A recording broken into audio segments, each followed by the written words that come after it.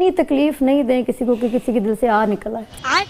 अच्छा दोस्तों, निम्रा मायरा की वीडियो वायरल हो चुकी है और मैं आप लोगों को दिखाऊंगा, लेकिन सिर्फ वॉइस आप लोग देखिए कि ये क्या कह रही है इस वीडियो में। काटो ना इसको। अब ठीक है, it's fine। हद हो गई है। ओह नो, ज्यादा जल्दी नहीं चलेगा। अभी मजा आएगा ना भिड़ो।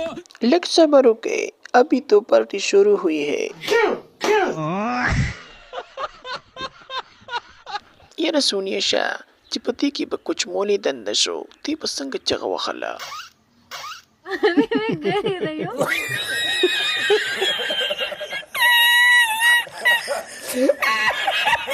किसी की मजबूरी नजर नहीं आती, किसी का दुख नजर नहीं आता, किसी का। बेबी फिकर मत करे, आपको आइंदा शिकायत का मौका नहीं मिलेगा।